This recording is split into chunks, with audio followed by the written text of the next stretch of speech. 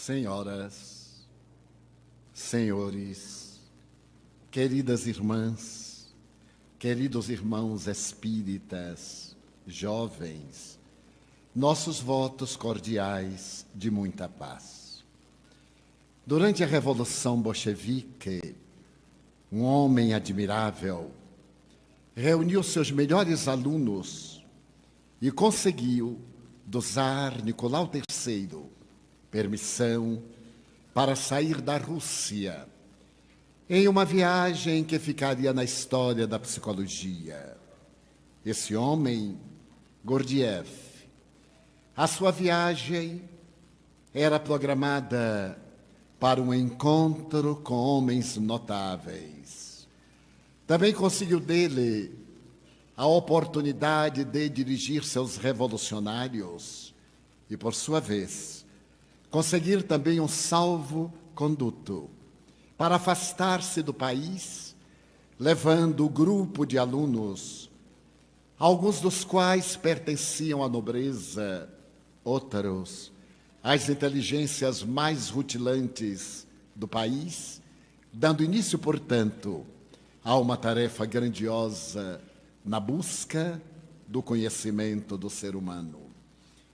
A jornada prolongou-se por vários anos, e à medida que as dificuldades apresentaram-se, alguns alunos permaneceram nos países visitados, e outros dirigiram-se à Europa, que estava distanciada da Revolução, que de alguma forma mudou os destinos da sociedade. Chegando a Paris, Gurdjieff resolveu estabelecer-se numa cidade periférica da capital francesa. E ali então começou a influenciar a psicologia com a sua visão transcendente da criatura humana, com o senso apurado de observação dos dramas, do comportamento e da busca da realização do ser em relação ao seu destino em um terceiro caminho psicológico. A sua escola tornou-se florescente e famosa, conseguindo mesmo apresentar uma psicologia sui generis, graças à qual os alunos eram convidados a uma convivência com a natureza, desde o amanho da terra até a contemplação dos astros. E, a posteriori, em vivenciar personalidades variadas em belas obras de teatro que Gurdjieff encenou na Comédie Française em Paris. Posteriormente, na década de 1930 já, acercando-se dos anos 40, a escola perdeu seu brilho por circunstâncias variadas. E os biógrafos de Gurdjieff narram que ele retornou à sua Rússia querida, a Santa Rússia dos seus ancestrais. Mas a proposta de Gurdjieff iria servir mais tarde de apoio também para uma psicologia mais transcendental, porque as escolas filosóficas à época estavam divididas em 3 apresentações: a psicanálise, de Freud, o humanismo, de Viktor Frankl, e logo de imediato, a psicologia comportamental, o behaviorismo. E ele sonha com uma psicologia transcendente, aquela que abarque a criatura integral. Por volta de 1948, na Universidade de Londres, o discípulo de Gurdjieff, Pedro Auspensky, foi convidado para apresentar o seu antigo mestre, de quem também se divorciou em determinado momento por uma questão opinativa, qual sucedeu a Freud e a Carl Gustav Jung. E esse notável Auspensky, que irá iluminar a psicologia com as suas experiências humanistas durante uma semana, fala a respeito do insigne pensador e psicoterapeuta, demonstrando a grandeza da sua proposta na área especial que diz respeito à conquista da inteligência. Logo, numa das primeiras proposituras, diante de um seleto auditório, Ouspensky faz uma análise global da criatura humana, asseverando que vivemos numa sociedade constituída por dois biótipos que se caracterizam pelo estado fisiológico e pelas expressões psicológicas. Aqueles a que ele chama de indivíduos psicológicos são os que têm ideais, aqueles que amam, que cultivam os objetivos nobres da sociedade. São indivíduos que comem para nutrir-se, que dormem para refazer as forças, que exercem o sexo para procriar, mas também para a permuta dos hormônios físicos e emocionais. Esses indivíduos, segundo Ouspensky, constituem uma minoria da sociedade. São eles, invariavelmente, os santos, os cientistas, os artistas, os tecnólogos, os filósofos, aqueles que agasalham o ideal de beleza e vivem em função dos objetivos essenciais da dignificação da criatura humana. Mas a grande massa, aquilo que seria a massa amorfa, ainda se encontra no estágio quase de primarismo, vivendo das sensações fisiológicas. Vivem para comer, dormir e praticar o sexo. As suas ambições gravitam em torno do epicurismo. Ter para possuir, possuir para comprar, comprar para gozar. Esses indivíduos invariavelmente transitam em um estágio primário de consciência, porque a consciência é o natural fenômeno de desdobramento do processo antropossócio-psicológico da evolução. Depois que a criatura transita por alguns milhões de anos no instinto repetitivo, que ele é impositivo, nesse instinto que faz o indivíduo ser agressivo-defensivo, em que o medo tem uma primazia para que ele possa preservar a vida, naturalmente, vivem para os prazeres imediatos. E a filosofia hedonista constitui-lhes a melhor maneira de comportamento, porque são indivíduos ególatras, que se contentam na posse e raramente têm oportunidade de dedicar-se ao seu próximo e a ser útil à sociedade como um todo. Para que possamos entender essa sociedade global, Pedro Ouspensky estabelece que todos nós estamos no período da consciência, exceção feita, naturalmente, a algumas raças da Nova Guiné, de países muito atrasados e remotos, mas a civilização, a denominada civilização ética e cultural, transita desde os primórdios da evolução do instinto em um estágio de consciência de sono.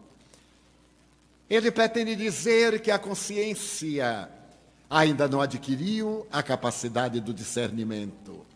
Está adormecida para os valores grandiloquentes e admiráveis da vida.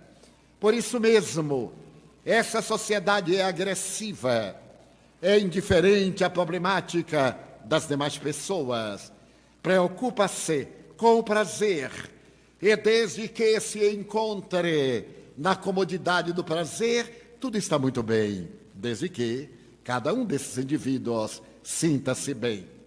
A consciência de sono é um estágio primário do processo da evolução. Aliás, Allan Kardec, examinando o instinto dos animais, tem ocasião de asseverar com propriedade que em alguns animais o instinto é tão aguçado que parece uma inteligência adormecida, uma inteligência primordial, a qual se vai desdobrar quando esse psiquismo adquire o nível de humanidade. Poderíamos então denominar que as criaturas humanas que se encontram nessa fase do trânsito do instinto egocêntrico para a consciência do discernimento já estão, em verdade, desenvolvendo a inteligência em um caráter que pode controlar o instinto. Esses indivíduos estão em toda parte. Podem ser dotados de uma grande cultura, que nada tem a ver com o processo de desenvolvimento da consciência. Portadores de grandes fortunas, sempre pensam primeiro em si, também nos seus, e estabelecem a colocação de que somente é válido aquilo que diz respeito ao ego. Não tiveram a coragem de libertar-se da sombra, dos atavismos ancestrais, das tendências perturbadoras. Ainda não puderam identificar o self, aquilo que somos, a realidade espiritual que se encontra momentaneamente mergulhada na argamassa celular para poder intelectualizar a matéria, como prescreve o ínclito codificador da doutrina espírita. Mas este processo é natural. Quando os psicólogos das várias escolas citadas debruçam-se sobre os níveis de consciência, têm uma grande dificuldade em elucidar através da lógica como é que a nossa sociedade pode apresentar indivíduos que se notabilizam pelos altíssimos níveis de consciência, de abnegação, até o holocausto. E aqueles outros que se contentam com as sensações que transformam em emoções imediatas. As emoções do prazer, da alegria e do próprio egocentrismo. Também os religiosos, aqueles que preconizam uma única existência material, sentem-se aturdidos quando, por exemplo, examinam a figura extraordinária de Madre Teresa de Calcutá e a personalidade psicopata de Adolf Hitler, que era egocêntrico e que, no seu nível de consciência de sono, pensava exclusivamente no seu bem-estar, do seu povo, embora não fosse alemão, era austríaco, e na construção de uma sociedade superior, através da ancestralidade étnica. Como explicar-se? Por exemplo, 2 gêmeos univitelinos. Um deles é portador de sentimentos altruístas, entrega-se aos ideais da beleza, de promoção social.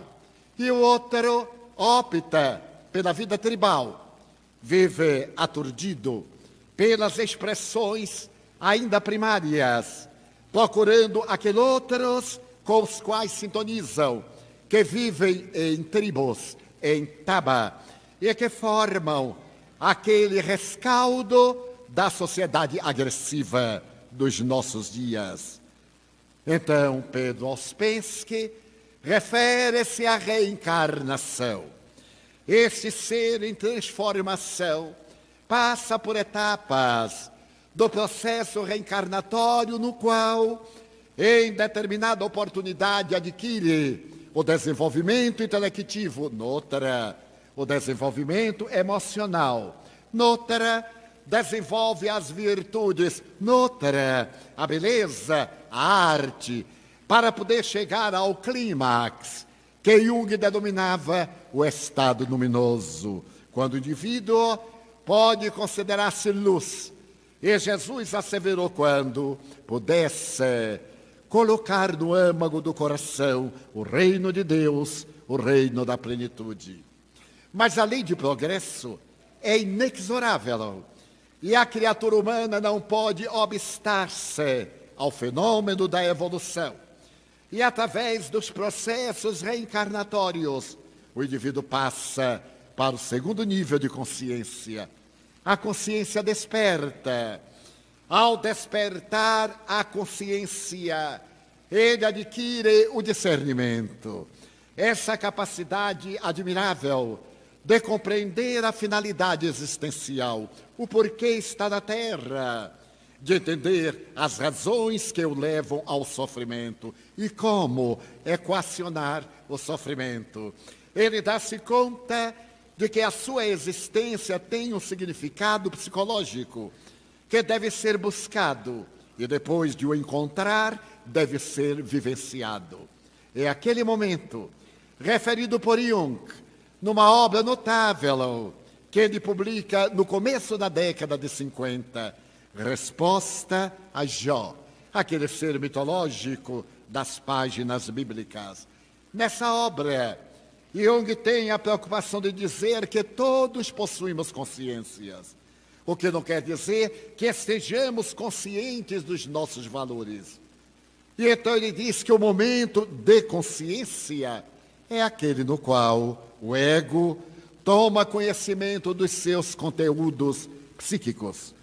Quando nós nos damos conta da realidade que somos no corpo que estamos. Não somos o corpo, estamos nele como alguém se utiliza de um instrumento para uma finalidade exequível que deve realizar durante a trajetória berço-túmulo. Há pessoas que durante toda uma existência, por mais que se esforcem, não logram essa identificação do ego com o self, fazer que esse eixo, que na história da evolução antropológica experimentou em determinado momento uma fissão. O indivíduo era uma unidade, era o instinto, e de repente ele experimentou a emoção do medo, que já é uma manifestação de lucidez. Logo depois, segundo o Dr. Watson, ele percebeu que era possível irar-se para defender-se, a segunda emoção humana. E, por fim, o sentimento de amor. Quando ele se sente vinculado ao seu clã, quando ele trabalha pela preservação da sua prole, quando se dedica a morrer em favor daqueles que estão aos seus cuidados, que nós vamos encontrar no período denominado por Allan Kardec como patriarcal. Quando aquele ser se destaca na comunidade e dedica-se perfeitamente ao controle do clã, da família e, por extensão, da sociedade. Então é nesse momento que houve aquela fissão e nós passamos a ter a aparência, o ego, a trabalhar a nossa realidade atual, aquilo que estamos, mas também nos damos conta daquilo que somos, para lentamente, ao invés de lutar contra a sombra, as nossas heranças perturbadoras, fazer agora a fusão do ego no self e sermos aqueles que conseguimos a individuação, o reino de Deus, repetindo, a plenitude, a saúde integral. O espírito Joana de Ângeles, discutindo oportunamente conosco a respeito desses níveis de consciência, propôs-nos colocar um complemento na excelente classificação de Pedro Ouspensky. O indivíduo não salta, segundo ela, diretamente da consciência de sono para a consciência desperta. Ele pode estar na consciência desperta, ainda numa fase de sonolência, de ignorância. E ela se utiliza da notável página de Platão, o mito da caverna. Esse mito da caverna tem sido interpretado filosófica, psicológica e religiosamente sob vários aspectos. Como nos recordamos, Platão fala de uma sociedade que vivia numa caverna. E essa caverna era mantida pela chama de uma fogueira que projetava em todo o contorno da caverna as figuras, as sombras. E as pessoas nasciam ali, ali viviam, ali se compraziam, reproduziam-se e também depereciam e experimentavam a morte. Todos estavam satisfeitos com a sua existência na caverna, até um dia em que alguém tem a coragem de sair daquele mundo de sombras, que somente tem uma débil claridade pelas labaredas que flamejam, e vai na direção daquela porta e encontra um mundo fascinante. Ao encontrar esse mundo de cores, de beleza, de vida, esse ser que sai da caverna volta em triunfo para dizer aos seus coetanos que a vida não é aquilo, mas aqueles que ali estão, consciência de sono, redarguem, não nos venha com essas fantasias, não existe nada além da caverna. Nossos ancestrais nasceram aqui, aqui morreram. Nós nascemos aqui, aqui viveremos, até o momento da nossa consumpção, e permanecem ali. Mas esses idealistas que saíram da caverna não mais se adaptam ao mundo de sombras, de projeção, às labaredas da fogueira e aquelas imagens repetitivas e inúteis. Então há várias interpretações, como dissemos, até mesmo a interpretação daqueles que voltam do além e vêm à caverna da existência material para dizer-nos que há um mundo de beleza, além dos limites da nossa organização celular. E muitos dizem, não, eu nasci numa doutrina que assevera ser a existência corporal única. Nessa doutrina nasci, nessa doutrina morrerei, e nada me demove. É o indivíduo na caverna de Platão. Há umas outras interpretações que não vêm ao caso. Mas então Joana de Ângeles nos propõe que aquele indivíduo que estava na caverna, quando se encontra de saída e vê a claridade, ele se deslumbra com a luz que o atrai, mas ele ainda está mergulhado nas trevas de onde procede. É que vale dizer então que nós teríamos uma experiência de uma consciência de sono que desperta e uma consciência desperta lúcida. Quando já saindo da caverna, nós passamos a viver em sociedade animal, pelo instinto gregário, em sociedade fraternal, com a vida, a natureza e numa fraternidade cósmica. Nessa segunda fase, o indivíduo consegue quebrar as rotinas. No período de consciência de sono, ele vive dentro de fatores de perturbação. A rotina, o medo, a ansiedade e a solidão. Porque o comer, dormir e fazer sexo não preenchem o vazio existencial. E o indivíduo tem medo de perder essas comodidades. Está sempre ansioso por acumular mais, por comprar afetos, porque não inspiram a afetividade. A pessoa é ególatra, é uma pessoa solitária, porque nunca se faz solidária. Por consequência, é uma pessoa insatisfeita, e para poder sobreviver, tomba na rotina. Podemos ver isso em nossa sociedade. Quando as pessoas estão atormentadas na área sexual, que é um fator primordial da sua existência, hoje, sob os estímulos da libido, provocados esses estímulos pelo erotismo. Vivemos os dias do erotismo, em que as provocações, a vulgaridade promíscua, a sensualidade, apresentam-se como o momento culminante da vida existencial. Desencarnou, há poucos dias, um astro cinematográfico relevante, Tony Curtis, e ele deixou no seu legado uma narrativa, mais ou menos com estas palavras: eu vivi o prazer, casei-me 8 vezes e tive mais de 1000 relacionamentos com mulheres diferentes. Então a vida para ele, com todo respeito nosso, é uma análise, já que ele publicou, merece consideração. A sua vida era o prazer, mas o prazer imediato, porque era uma vida de rotina, comer e gozar. Mas como o gozo leva a uma sensação desgastante pela repetição, ele variava. E nessa variação, eu gostaria de referir-me aos graves perigos da rotina, no nível da consciência de sono. Tratava-se de um indivíduo que se consociara fazia quase 18 anos. Era um indivíduo americano da cidade de Los Angeles, uma das capitais mundiais da fantasia, porque ali ao lado estão Hollywood e as grandes empresas cinematográficas, como também de gravações para a televisão. E a sua vida estava adstrita a uma monotonia familiar.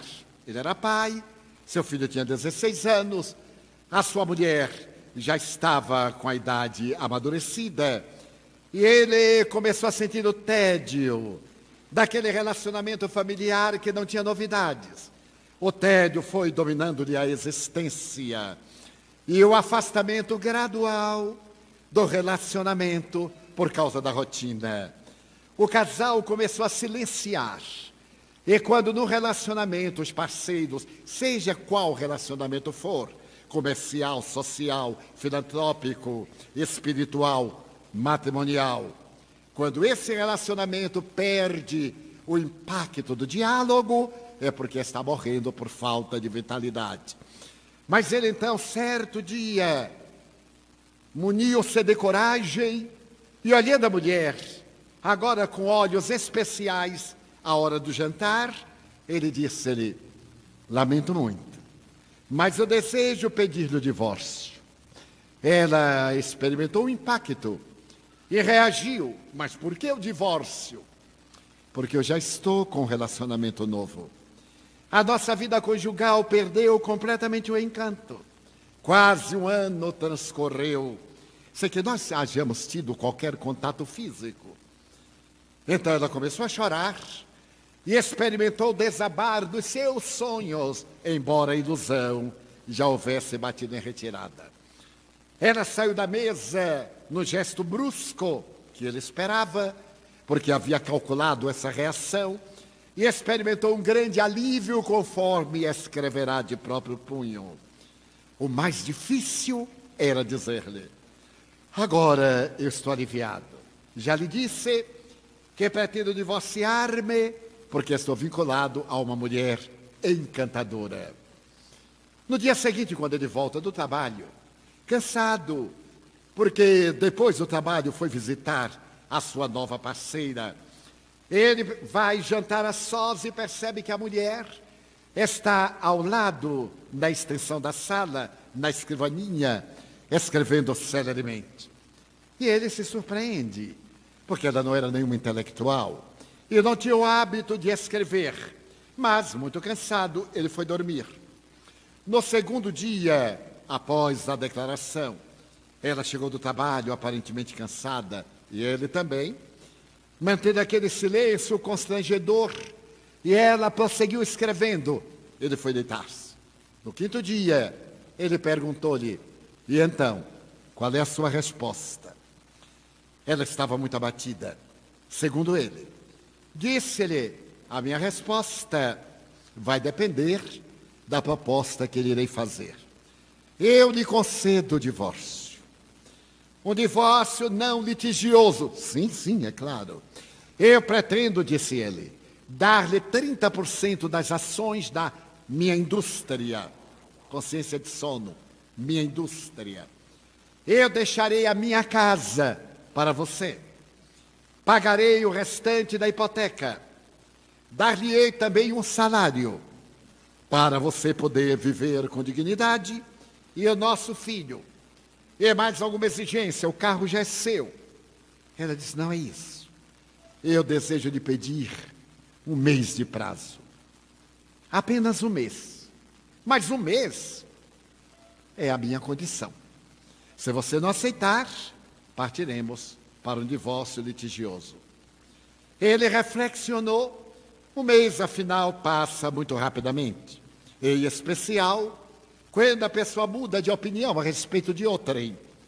Mas ela havia feito somente uma reticência, não havia posto ponto final.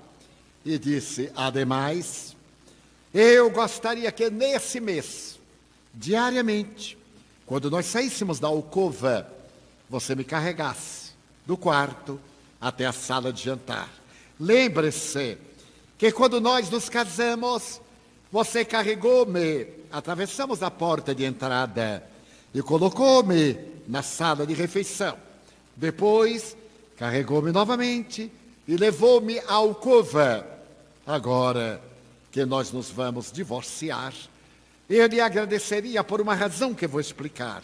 Que você me carregasse diariamente, durante o mês, da alcova até a sala de refeições. Mas é um absurdo. Porque eu lhe teria que carregar. Nosso filho vai adentrar-se na universidade. E eu não desejo que ele leve o desgosto de ver os seus pais separados. Como ele pensa que o nosso relacionamento é bom, eu gostaria que ele mantivesse essa ideia e não sofresse da orfandade de pai vivo. É somente uma aparência. É por um mês. Desse ínterim, dentro de 20, 25 dias, ele terá terminado os seus exames. Estará aprovado. E o que vier depois não lhe causará o impacto tão perturbador como antes das provas. Ele meditou e anuiu que, afinal de contas, já que não sentia nada, não lhe custava carregá-la, ele era forte. Ela era uma mulher frágil. E no dia seguinte, quando ambos despertaram, com certo constrangimento, ele ergueu-a e ela, de certo modo, acomodou-se no seu regaço. Saíram pelo corredor e encontraram o filho, que jubiloso aplaudiu aquela cena comovedora do excelente relacionamento de seus pais. Ele chegou à sala e deixou-a com a maior indiferença. Pegou seu automóvel, ela o que lhe pertencia, e cada qual foi para o seu trabalho. Ao quinto dia, a cena repetia-se cada manhã. Ele foi passar, era um sábado, passar as horas com a sua parceira. E quando ela lhe perguntou, então, você falou com ela sobre o divórcio? Sim. E ela reagiu, é claro, mas eu acho que ela não está bem. Ela me pediu um mês. Bem, o motivo me pareceu justo, e eu concordei. Porém, o estranho, o insólito, é que ela me pediu para carregá-la do quarto até a sala de refeição. A outra deu uma gargalhada zombeteira e triunfante. É um ardio feminino. Você não conhece as mulheres. As mulheres somos muito hábeis, ela que disse. E nós, então, temos a nossa forma de sedução. Mas ela deve ser realmente louca. Não sei como você pode viver com essa mulher quase 18 anos. Ela deve ser louca. E ele concordou plenamente. Os dias sucederam-se. No 10º dia, quando ele a carregou, ele percebeu que ela era realmente um corpo leve. E ele sentiu qualquer uma coisa emocional. Não saberia dizer o quê. Bem, ele sentiu um pouco de ternura. Olhou-a de esguelha. Ela estava de olhos fechados, a cabeça encostada ao seu ombro, forte. Ele então estreitou-a um pouco mais, de encontro ao peito. No 20º dia, ela, antes de vestir-se, tirou do armário um traje que ele gostava muito. Bem, mas fazia tanto tempo. E vestiu.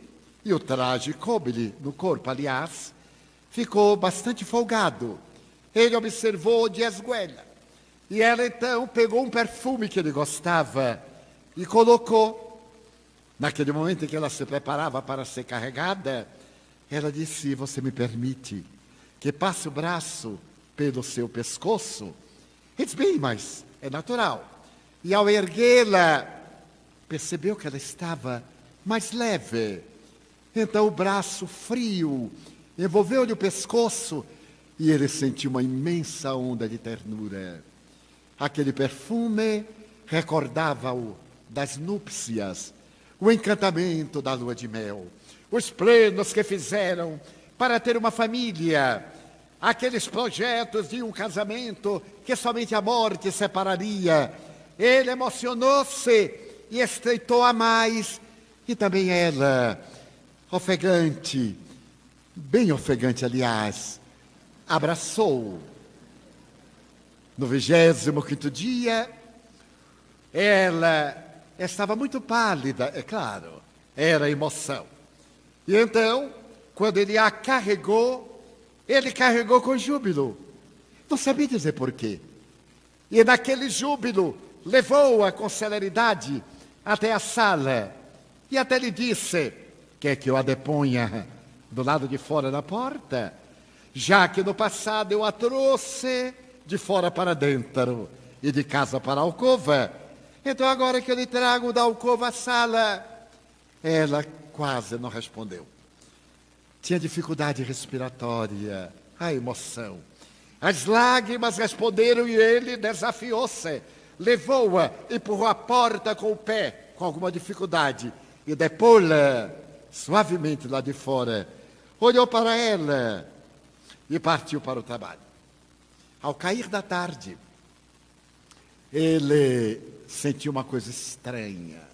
Mas no 20º dia, faltavam apenas 3 dias para ele ver-se livre e poder viver com a sua parceira nova.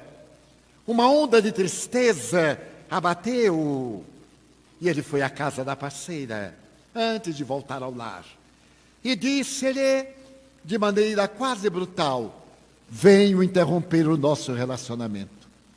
Acabo de descobrir que eu amo a minha mulher. O amor é como uma brasa. Muitas vezes perde um pouco de calor pela cinza que se avoluma sobre a chama que vai diminuindo. E de repente uma brisa passa suavemente e reacende a brasa. A outra, tomada de espanto, concluiu dizendo: eu sabia que ela ia seduzido com esse ardil miserável. As mulheres somos terríveis.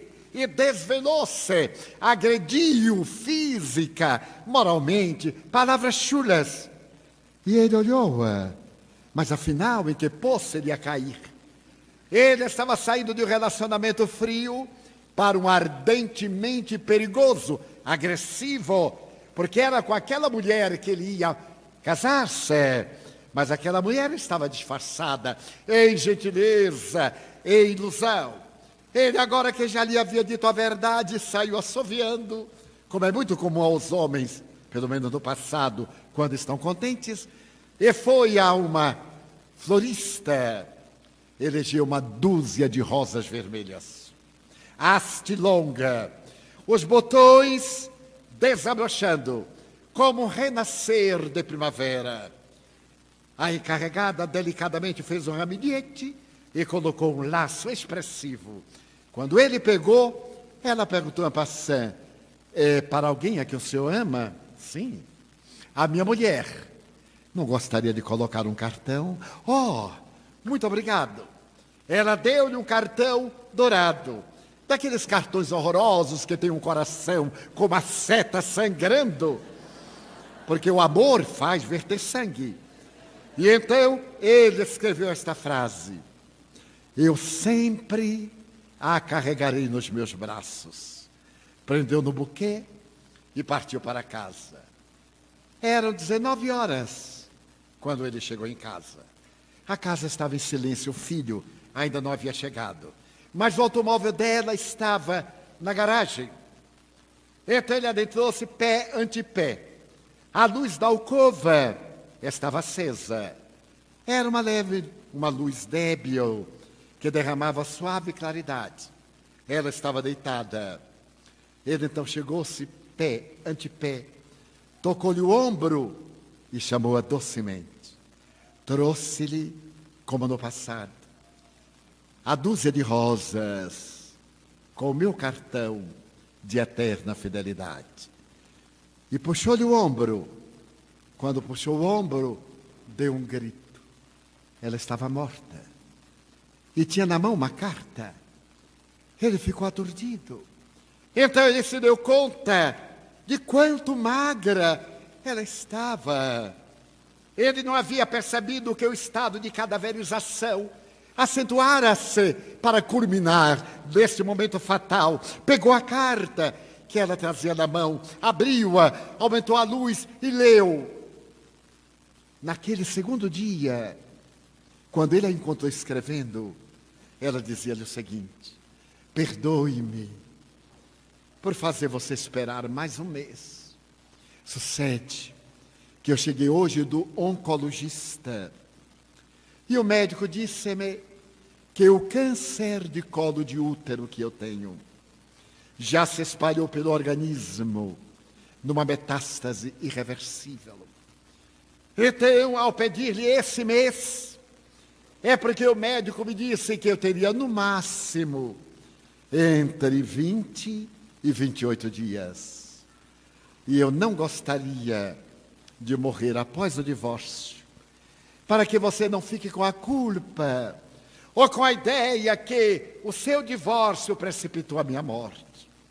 Então eu lhe peço esse prazo, porque nesse ínterim eu morrerei e deixarei você inteiramente livre, sem nenhum remorso, porque você me encantou os últimos dias da minha vida. Ele então parou e chorou copiosamente. E escreveu uma espécie de pós-fácil a essa narrativa que muitas vezes nós destruímos ideais de beleza por causa da rotina. O hábito repetitivo, a falta de ideal para trazer coisas novas, o cansaço das pequenas brigas, porque à medida em que a intimidade aumenta, desaparece o respeito mútuo. Vamos invadindo a propriedade da alma do outro e passamos a desrespeitar até o momento quando deixamos de dialogar para discutir. Normalmente discutimos com aqueles a quem amávamos, quando deveríamos dialogar para esclarecer. Então a viagem para a consciência desperta é exatamente esse discernimento para não permitir que a rotina, o tédio, a repetição das mesmas manifestações de vida retirem do álbum das nossas mensagens de beleza a alegria de viver. E nesse segundo nível de consciência desperta, já somos capazes de discernir o que podemos fazer, quando devemos fazer. O que devemos fazer, quando podemos fazer. Porque nem tudo que podemos, devemos fazer. Nem tudo que devemos, podemos fazer. É um jogo de palavras para traduzir até onde vai a minha liberdade que não perturbe a liberdade do outro.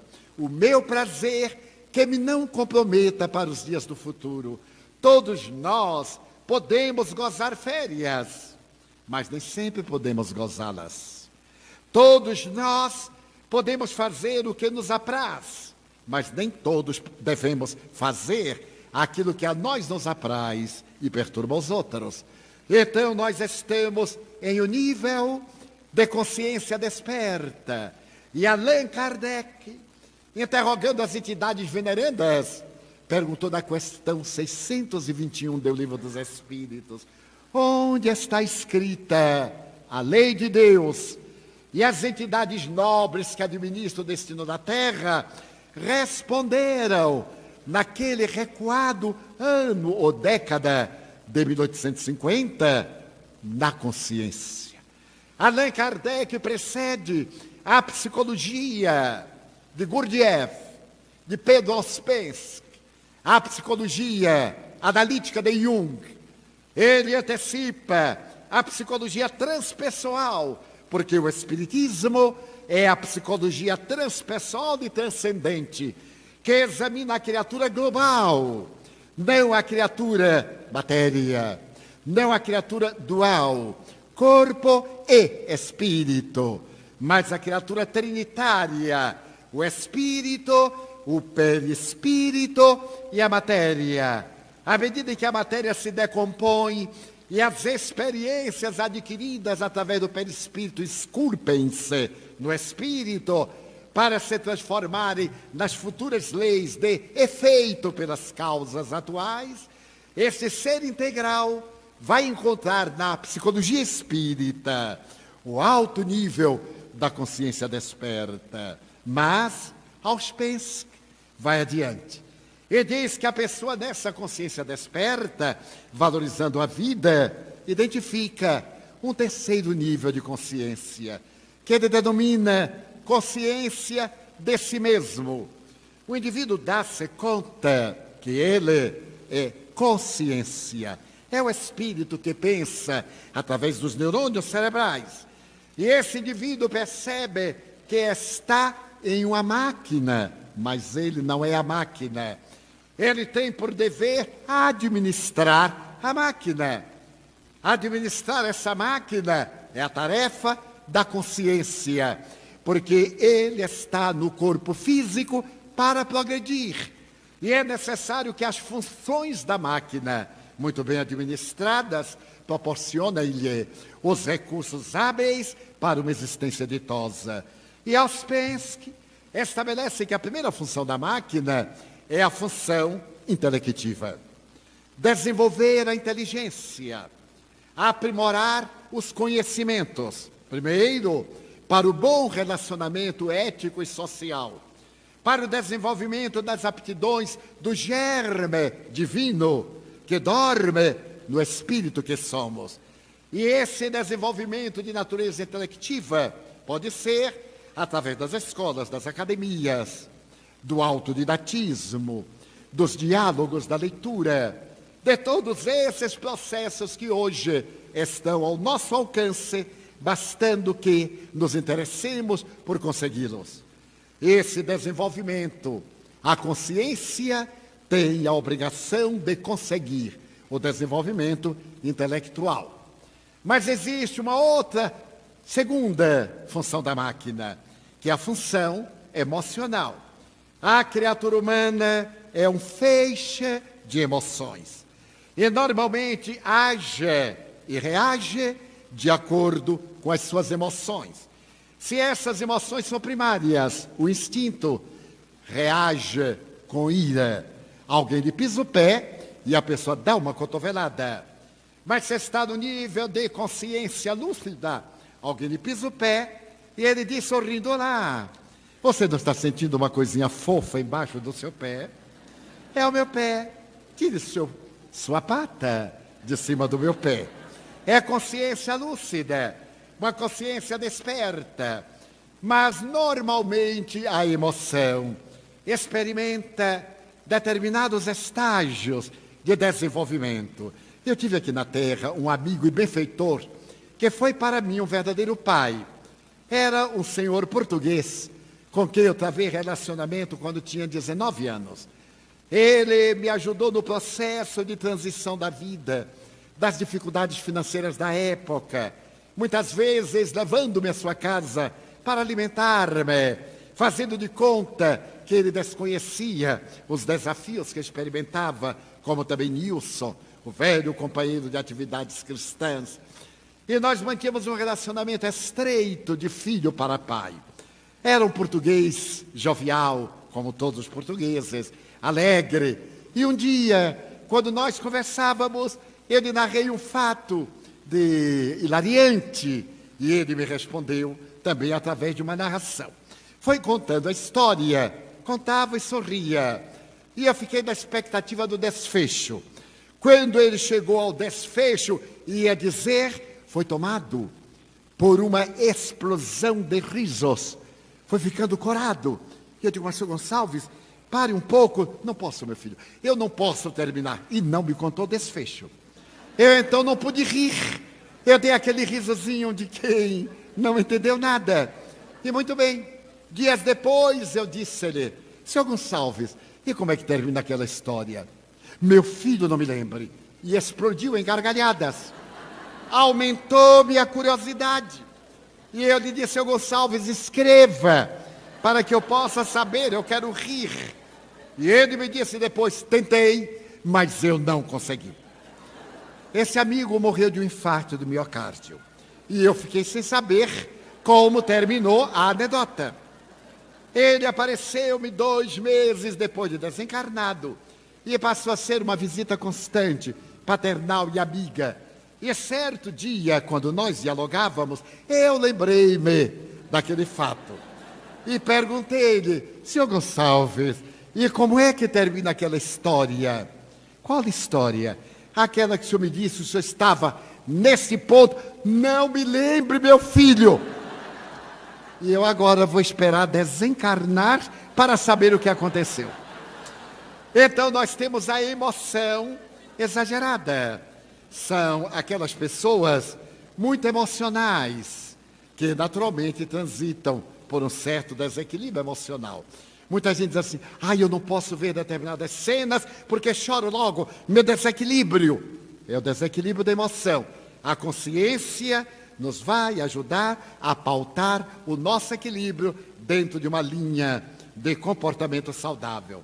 Mas há também aqueles que dizem: eu não sinto nada, haja o que houver, eu não sinto nada. Eles também estão num transtorno patológico, a esquizofrenia, porque a falta de emoção é um transtorno de natureza psicótica profunda, a esquizofrenia. Eu tenho uma amiga que ela é uma das melhores memórias que eu conheço, mas é a distração personificada. Imaginemos que, recentemente, todo mundo falava a respeito do salvamento dos 63 mineiros do Chile. E todos contavam da coisa, e ela prestava atenção. Foi ficando apiedada daqueles mineiros lá do Chile e tal. E, de repente, ela saiu-se com essa: mas, o que é que esses mineiros foram fazer no Chile? Era, portanto, um estado de emoção, de consciência, de terceiro nível, a consciência de si mesmo, administrando o povo de Minas Gerais, que para ela só tem mineiro em Minas e não nas minas de carvão. Então nós temos uma terceira função que deve ser administrada, é a função instintiva. Nós teremos que dar racionalidade ao instinto. É muito comum nós dizermos: eu reagi por instinto. Eu tenho um amigo paulistano que oportunamente ele me disse: Divaldo, quero lhe pedir que ore por mim. E eu perguntei: mas por quê? Não estou bem. Você imagine que eu estava na rua Barão de Itapetininga, no coração de São Paulo, e ao atravessar a esquina da Avenida X, bati-me com um homem, e logo fui tomado de fúria, agarrei-o e perguntei: você é cego, miserável? E ele disse: sou, sim, senhor. Eu atropelei o cego e queria ter razão. Eu estou bem? Eu digo: não, já passou do sanatório há muito tempo. Então, nós necessitamos de administrar o nosso instinto, ao invés de reagir, agir. Porque o nosso organismo, essa máquina de vida, é tão bem elaborada que qualquer emoção, as glândulas suprarrenais descarregam a adrenalina em nossa corrente sanguínea e nós exaltamos. Nesse momento que a psicologia chama avanço-recuo, nós vamos agredir, a máquina derrama cortisol e nós reagimos, acalmamos e recuamos daquela agressividade. Na hora em que o nosso instinto estiver sob o comando da razão, nós teremos a carga necessária de adrenalina com a necessária carga de cortisol para enfrentarmos a dificuldade com sorriso. Confesso que já experimentei essa emoção de uma maneira peculiar, porque na condição de divulgador da doutrina, eu tenho o dever de a viver. E certo dia, eu encontrei uma pessoa de consciência de sono, e essa pessoa muito agressiva disse para mim com certa ferocidade: eu não vou com a sua cara. E eu tive um choque, porque eu pensava até que era uma cara razoável. Eu tive um choque. Ele disse: eu lamento muito. E lhe peço desculpa, porque é a única cara que eu tenho. Então me desculpe. E dei-me conta que o cortisol suplantou a outra substância, a adrenalina, porque não fiquei com raiva da pessoa. Vivemos um momento muito grave. A violência invade-nos, todos os setores sociais, porque a violência está dentro de cada um de nós. A violência urbana é a filha espúria da violência do egotismo, do desrespeito à lei por algumas autoridades ególatras, que se aproveitam da posição de destaque para perseguir e para usufruir, para malsinar e para manter a ignorância que as pode eleger novamente em um novo pleito. Mas isso é transitório. Estamos na alvorada de uma nova era, e essa era de transição para um mundo melhor, acenada por Jesus, conforme podemos ler em Marcos, número 13, o sermão profético, recomendada por Allan Kardec, quando ele nos fala da geração nova, e quando ele nos aborda na questão 919, a respeito dessa imensa transição, quando receberemos também espíritos de escola, de outra dimensão, alguns dos quais já estão entre nós. Estamos vivendo o crepúsculo de uma era e o amanhecer de uma nova experiência humana. É natural que toda transição imponha mudanças. Joana de Ângeles diz-me: não se traslada uma árvore velha de raízes profundas para um outro terreno sem que ela não venha a sofrer as consequências da mudança. Toda mudança exige sofrimento, exige alterações de comportamento, e todos nós podemos contemplar essa mudança neste momento glorioso da ciência e da tecnologia, mas também neste momento extraordinário do amor. Esse amor que doa e não espera resposta. Esse amor que acende lâmpadas pelo caminho, deixando pegadas luminosas. Como um dia me disse a amada benfeitora: faze da tua vida uma estrada assinalada por pegadas luminosas, para que aqueles que venham após ti possam dizer: por aqui transitou um anjo, porque deixou setas apontando o caminho da plenitude. É claro que ela me dizia para tentar o caminho da angelitude, embora transitando ainda no instinto para a razão, em plenas sombras. O Espiritismo veio para que tenhamos vida, e vida em abundância. O Espiritismo veio para desvelar-nos Jesus Cristo e nos levar novamente àqueles dias inolvidáveis da sinfonia inacabada do Sermão da Montanha. O Espiritismo veio para que se cumprisse a promessa do Consolador. Então, mudemos de atitude mental, direcionemos as nossas aspirações para o bom, para o belo, para o nobre, e ao invés da queixa sistemática, ao invés da reclamação habitual, ao invés do pessimismo, do masoquismo que nos leva a sofrer pelo prazer, façamos uma análise e vejamos o que podemos oferecer para este momento de mudança, dizendo: meu Deus, eu gostaria de ser uma Via Láctea de estrelas, para que as noites da terra fossem muito mais belas. Mas na minha pequenez, eu te digo desta vez, já que eu não posso ser um sendal de astros, permite que eu seja um pirilampo na noite escura, iluminando a amargura dos que andam na desesperação. Eu gostaria de ser como a chuva generosa, que caindo sobre a terra porosa reverdecesse o chão. Mas se eu não conseguir, eu te quero pedir para ser um copo com água fria, matando a sede, a agonia, de alguém na inquietação. Eu desejaria ser um trigal maduro, para de pão repletar a mesa da humanidade. Mas na minha pobreza e soledade, como eu nunca lograrei, então eu te pedirei para ser um grão que, caindo no chão, se multiplique do milhão, e a mesa da humanidade eu possa enriquecer de pão. Senhor, eu gostaria de ser um jardim de flores, de todas as cores, para embelezar a terra. Mas na pobreza que minha alma encerra, se eu não puder ser um jardim, deixa-me ser uma rosa solitária, na frincha da rocha, colocando beleza no altar da natureza. Eu gostaria de ser a montanha altaneira, de onde se tivesse a visão da terra inteira. Mas na minha condição, eu te peço para ser uma pedra, que pavimente o piso por onde andarão os heróis na busca da salvação.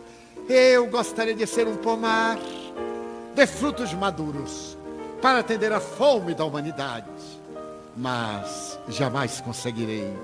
Então, pelo menos deixa-me ser uma árvore, projetando sombra no chão, ou alguém, à sua sombra no caminho, para quando passar alguém ao meu lado, perguntar-lhe de mansinho: olá, para onde vais? E se esse alguém olhar para trás e me inquirir: quem és tu? Eu lhe poderei dizer: sou teu irmão, dá-me tua mão, eu irei contigo. Sou teu amigo, e lado a lado eu avance e possa gritar: Senhor, eu desejaria ser esteta, artista, musicista, orador, declamador, para falar a grandeza da tua mensagem. Porém falta-me o éstero, a magia, a beleza, o significado, e não tendo nada para dizer-te, permite-me pelo menos cantar-te: obrigado, Senhor. Obrigado porque nasci, obrigado porque creio em ti, pelo teu amor. Obrigado, Senhor, pela sua atenção. Muito obrigado, senhores.